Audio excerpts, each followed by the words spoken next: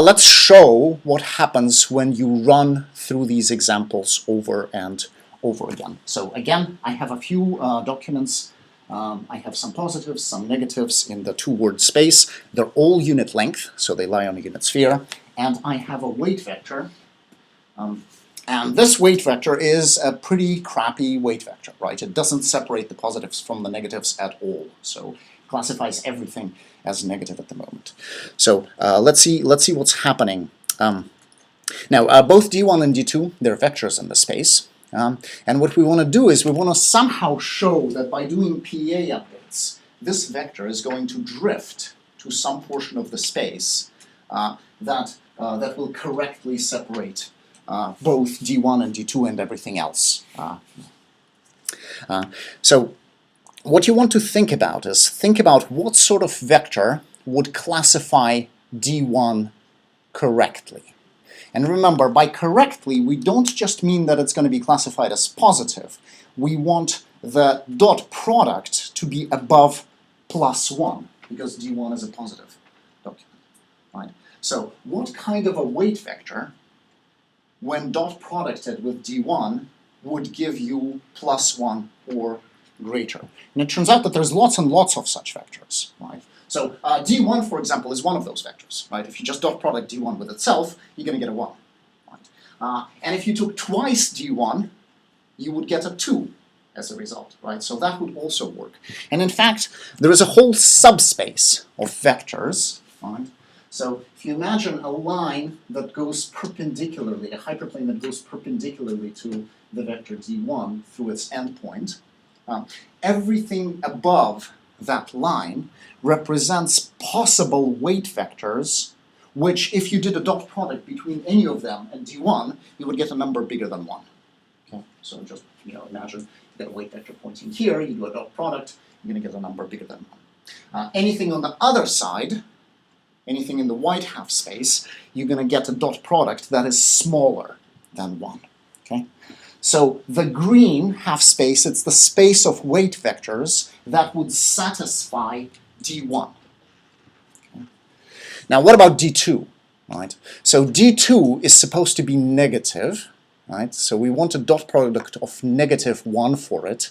And another way to think about it is if we took a negative of d2, so if we flipped d2 around the origin, that weight vector should get a dot product of +1 or above. Okay? Now, what kind of weight vector would give +1 or above for d2?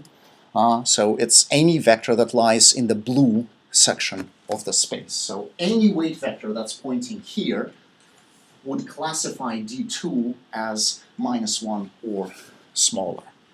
So what I want is I want weight vectors that are in the blue space.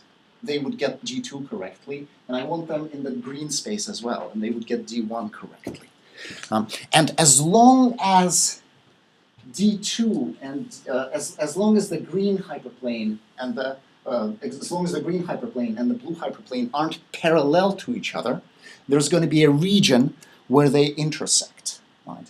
And in that region, any vector that falls into that region, into that cone, is going to assign a dot product of bigger than +1 for d1 and smaller than -1 for d2. So what I want to do is I just want to convince myself that some procedure, that the PA procedure is somehow going to get me to that place, to that cone. Now, think about what the PA procedure does. I receive an example, let's say I receive d2, and then I add, because d2 is negative, I'm going to subtract a small amount of d2 from my current weight vector. So I start with a weight vector w0, and I subtract a certain fraction of d2. And in fact, I subtract just as much as is needed to get to the boundary. Right? We had that on the previous slide. The PA update gets the last document that you've seen to be at exactly -1 or +1, depending on what its label was. Okay? So it's going to move the weight vector exactly to that boundary, where the dot product for d2 would be -1. So that's going to be my new weight vector. Okay? Then let's say I observe d1. What's going to happen is now I'm going to add a certain multiple of d1 to my weight vector. So I'm adding a multiple of d1, and I'm adding exactly so much of it as to land on the green boundary, so that I would have a dot product of +1 for d1. Now if I repeat this procedure, I'm going to keep moving in zigzags, and every time I'm taking a step that is perpendicular to one of the half-space boundaries. So as long as these half-space boundaries are not parallel, I cannot oscillate, right? I can jump left and right, but I will be moving towards the space of feasible solutions. So as long as the vectors, as long as the examples are separable, as long as the boundaries are not parallel to each other, this procedure will eventually get to the red cone, where I classify all the positives with a +1 and all the negatives with a -1. Now, it can take a long time, because as you'll see, moving perpendicularly, the steps are going to get smaller and smaller and smaller, and I'm never actually going to get there, right? I'm just going to approach it arbitrarily close.